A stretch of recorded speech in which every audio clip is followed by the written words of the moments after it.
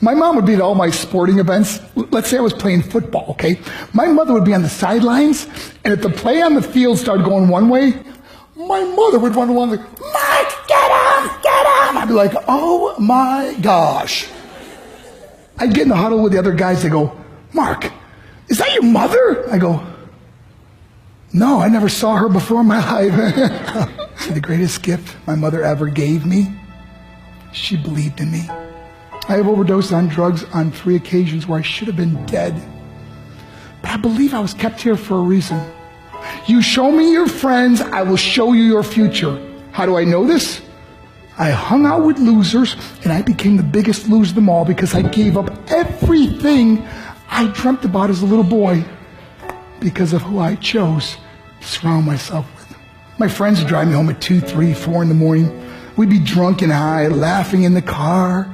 We'd pull up in front of my house in New York. They go, Mark, the light's on. I go, oh man, my mother's up. See, my mom wouldn't go to bed until she knew her son was still alive.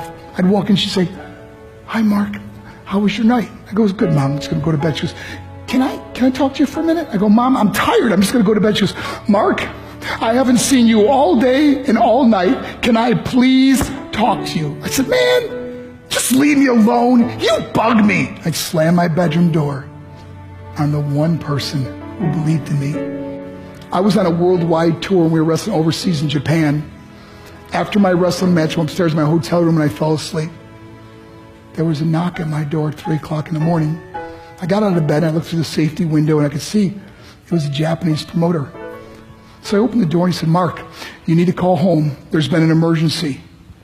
I went and got on the hotel room phone. I called back to the United States. I said, hey, what's going on? I said, Mark, I don't know how to tell you this. I said, just tell me what happened.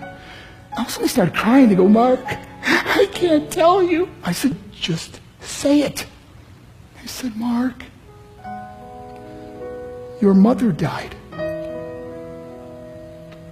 I just threw the phone down. I ran out of my hotel room. I took the elevator to the lobby, and when the doors opened up, I just ran out into the street. I mean, there was no cars, there was no people. It's 3 o'clock in the morning.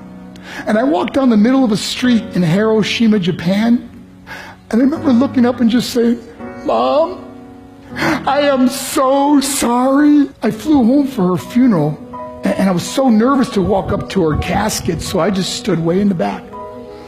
And I kept looking from a distance. I kept thinking to myself, Mom, please wake up.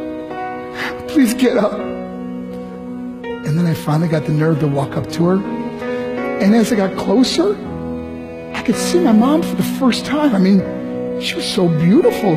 She was dressed in white. I mean, she looked like an angel. And I just stood over it. I said, Mom, you are my hero. Everything I am, everything I hope to be was because of you. You loved me so much. You gave me a life. You're the only one that ever believed in me. How did I repay her? By getting drunk? By getting high? By getting stupid? By hanging out with losers? For what?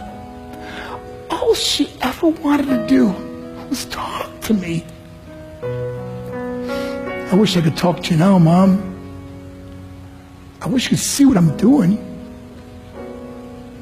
Why couldn't I have been a better son?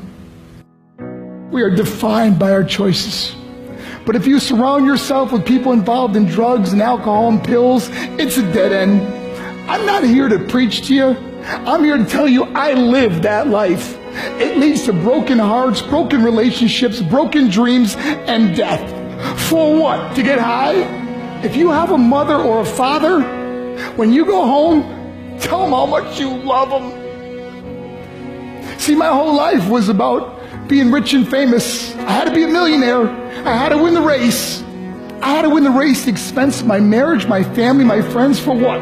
To be all alone in the world? I learned what is truly important, and that is how precious this gift of life is, and our families, and how quickly it can be taken away. See, I no longer live in time. I live in moments. See, it's not what's in your pocket that matters.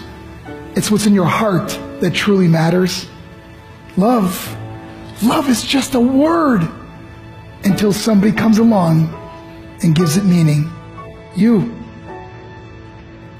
the meaning.